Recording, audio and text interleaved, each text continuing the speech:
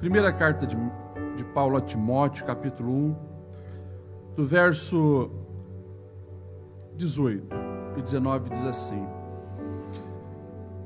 eu dirijo essa orientação a ti, meu filho Timóteo, levando em consideração que as profecias anunciaram ao teu respeito. Trava o bom combate, conservando a fé e uma boa consciência, pois alguns, vindo a rejeitá-la, naufragaram na fé. Sabemos que Timóteo era como um filho para o apóstolo Paulo. Ele se coloca nessa posição como um pai espiritual do jovem Timóteo, que, assim como vocês também, desejava fazer algo relevante em prol do reino de Deus. E isso é muito bom. Nós vamos ver o próprio apóstolo Paulo elogiando essa decisão. Mas nós precisamos, é claro, entender e destacar que melhor do que iniciar bem é terminar bem.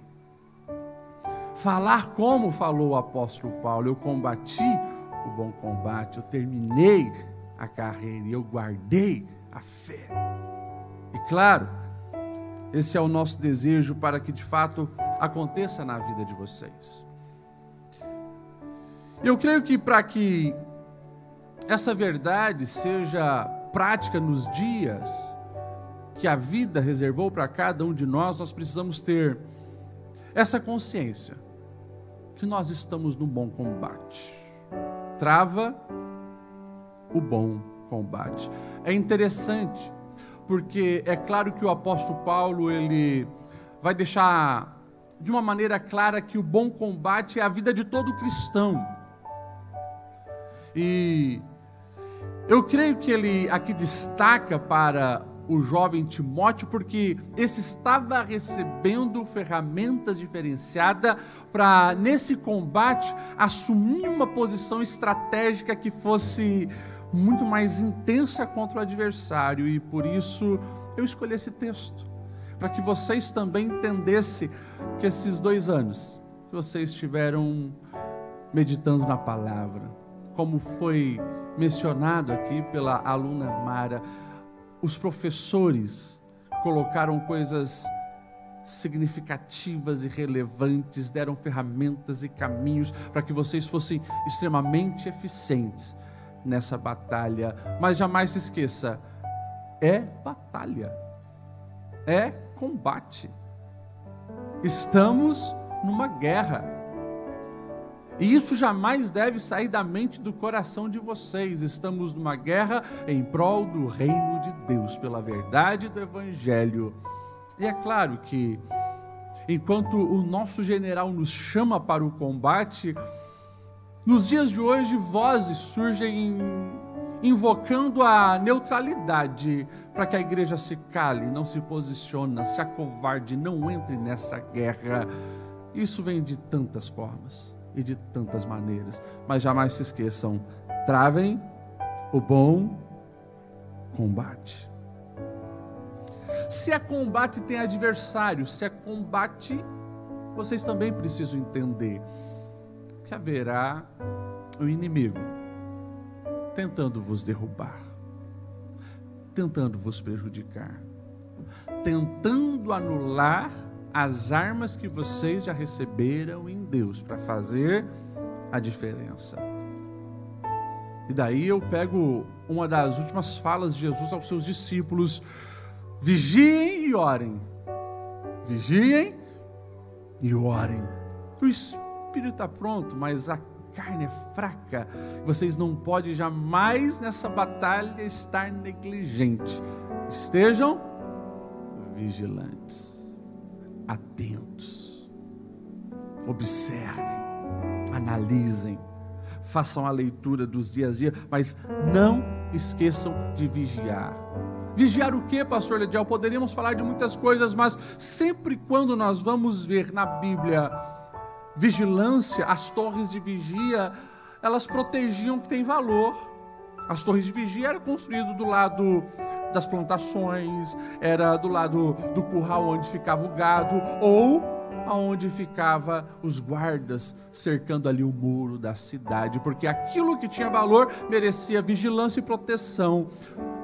O chamado de vocês tem valor, a espiritualidade de vocês tem valor.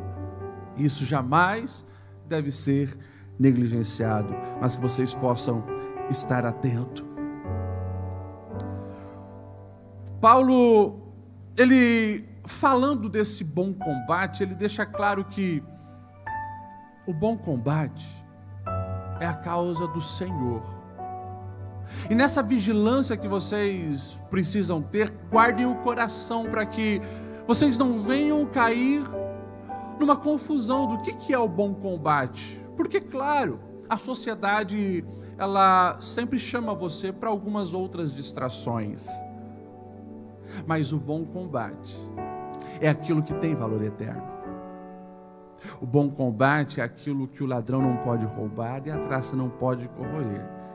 É a causa de Cristo Jesus.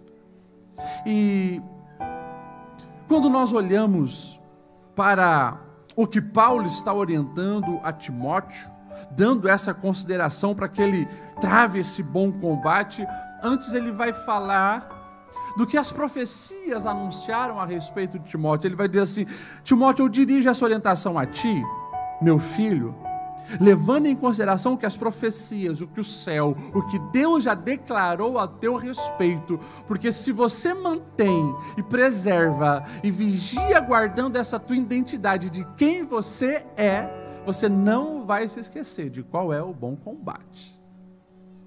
E que vocês, formandos, possam sempre ter na mente e no coração quem vocês são, qual é o chamado de Deus ao seu respeito, para onde vocês estão indo, o que Deus diz como devem gastar a vida e viver os dias. E claro, se o nosso adversário, ele tentou prejudicar e confundir o próprio Jesus, o Deus encarnado, o que ele não tentará fazer conosco. Observem na tentação no deserto. O diabo se manifesta no momento de fragilidade de Cristo, onde o seu corpo estava definhando fome, 40 dias no deserto. E o diabo se manifesta e faz uma proposta. A primeira proposta é: se és o Filho de Deus, observe, se és o Filho de Deus, manda que essas pedras se transformem em pão. O diabo não estava querendo ver se Jesus podia fazer milagre. Ele estava tentando ali identificar se Jesus sabia quem ele era. Se és o Filho de Deus, faça alguma coisa, Jesus. 30 anos de história e ninguém viu fazer nada relevante. Transforma as pedras em pães e já mata a tua fome. Ou seja, essa proposta de confundir o chamado identidade de vocês vai acontecer, que você é resultado daquilo que você faz. Se você faz, você é alguma coisa. E a gente vê uma sociedade tão enganada nisso, que vive um ativismo frenético, sem ouvir o chamado de Deus e como deve gastar a vida. E muitas vezes gastam a vida fazendo coisas que na verdade não fazem nada por eles para a eternidade. E o texto vai dizer então que o diabo leva Jesus à cidade santa, coloca ele no pico, lá no templo, a parte mais alta. Imagine, nós estamos falando de Jerusalém, milhares de pessoas circulando. Se és Filho de Deus, joga-te daqui para baixo, pois está escrito: aos anjos dará ordem a teu respeito e eles te segurarão para que você não tropece em pedra alguma. Ou seja, Jesus, está começando agora, vamos acelerar o processo da tua fama. Imagine um espetáculo em Jerusalém, você caindo, todo mundo gritando, mas os anjos vêm, te socorrem, o pessoal vai te aplaudir, muitos likes você vai receber. E aí, Jesus, se tu és Filho de Deus, faz isso. Olha a proposta de que você é aquilo que os outros pensam que você é. Viver de acordo com o olhar do outro e não com o olhar do Pai. Essa proposta estará diante de vocês. E se vocês permitirem que uma proposta dessa entre no coração, como já foi falado aqui, os 2 anos de estudo, meditação, ferramentas adquiridas não vão servir para nada. E se não bastasse, o diabo então, agora propõe um outro desafio a Jesus. Leva um monte muito alto e mostra todos os reinos e diz: tudo isso eu te darei, se prostrado me adorar. Ou seja, olha o que eu posso te oferecer. Tentando definir Jesus pelo que ele possui. Imagine, reinos, impérios, tudo teu. E novamente a gente vê a sociedade sendo enganada nisso. Adquirir. Eu sou o carro que eu tenho, a casa que tenho, o dinheiro que eu tenho. Mas não, Jesus sabia quem ele era.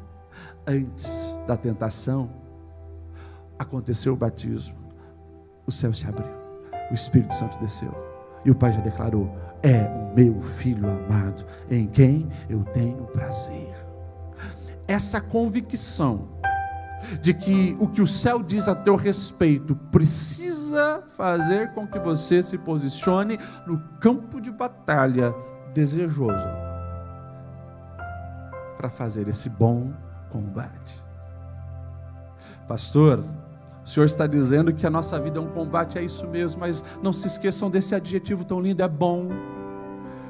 No grego essa expressão bom é kalo, e não existe como rotular como algo negativo, porque é coisas boas, é coisas ótimas, é coisas belas, é coisas excelentes. Ou seja, o apóstolo Paulo está dizendo: olha, vai ser combate sim, mas esse é um bom combate, porque enquanto a gente combate, a gente é aperfeiçoado, a gente tem a presença daquele que está conosco, aquele que nos chamou por essa causa, e assim vocês vão sempre desfrutar de algo excelente.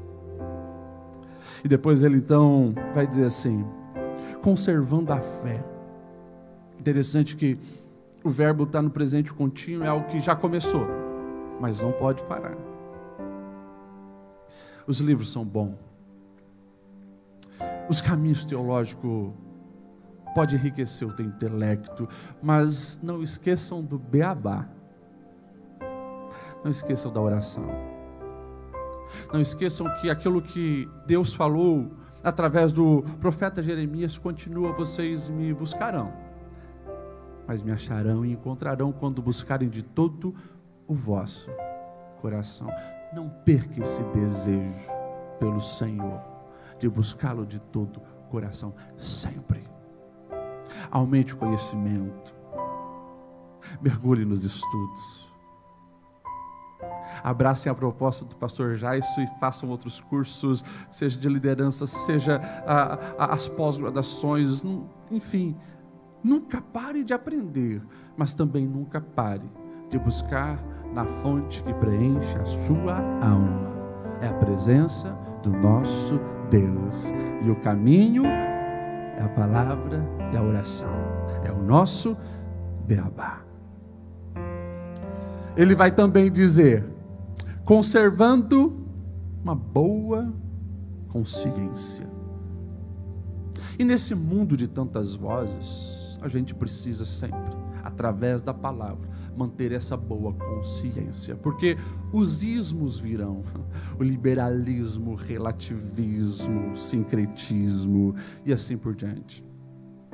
Tenham essa boa consciência de quem vocês são, do que é a verdade, de que vocês dependem de Deus. Conheçam vários caminhos, mas não se esqueça que o caminho da verdade e da vida é Jesus Cristo. Paulo, escrevendo aos Colossenses, ele vai dizer assim no capítulo 2, do verso 6 ao 8: portanto, assim como vocês receberam Cristo Jesus, o Senhor, continue a viver nele, enraizados nele, edificados nele, firmados na fé, como foram ensinados, transbordando de gratidão, e tenham cuidado para que ninguém os escravize a vãs filosofias e enganos que se fundamentam nas tradições humanas e nos princípios elementares deste mundo, mas não em Cristo. Qualquer alicerce que não for Cristo é volúvel e a queda virá. Estejam sempre em Cristo. E é claro, essa boa consciência é eu saber quem eu sou, porque Ele me chamou, mas como já foi falado aqui, precisa ser revertido no servir. Porque o Evangelho são mangas arregaçadas para servir. Um sábio já dizia: a decadência de uma sociedade, ela inicia quando alguém diz, precisa se fazer alguma coisa, em vez de, eu tenho que fazer alguma coisa. Eu tenho que fazer alguma coisa. E tudo aquilo que vocês receberam nesses 2 anos, não foi por acaso. Oportunidade que veio dos céus, mas jamais se esqueçam que toda oportunidade traz também a cobrança, a responsabilidade de agora fazer ainda mais e com mais excelência para o reino de Deus. E Paulo, escrevendo a Timóteo, ele vai então dizer, porque se abrir mão da fé, dessa boa consciência, abrir mão desse posicionamento no bom combate, cuidado, porque alguns fizeram isso e eles naufragaram na fé. Eu sei que vocês trarão grandes frutos para o reino de Deus. Vocês não vão naufragar na fé, mas vocês estarão envolvidos naquilo que tem valor eterno. Timóteo foi excelente. No mundo caótico como era já naquele tempo, ele deixou um legado. Paulo passou, Timóteo também. Os anos passaram e como vocês estudaram em história da igreja, Deus levantou muitos homens e muitas mulheres, e o tempo deles passou, e agora é vocês. Olhem para esse mundo e entendam o desafio de um mundo digital, aonde na sala de casa o sincretismo e milhares de ideologias estão invadindo os celulares, aonde vocês estão num mundo que cada vez mais flertará com o pecado, e que vocês possam se lembrar do que foi dito profeticamente aqui nesse púlpito. Vocês são chamados para um combate, e como foi dito, se preciso for, darão a vida, mas não abrirão mão da verdade. E se assim for, chegará o dia onde vocês serão recebidos no céu, ouvindo dos lábios do nosso Senhor: servo bom, serva boa, fiel, entra para o gozo do teu Senhor. E vocês entenderão daí, naquele dia, que tudo isso valeu a pena.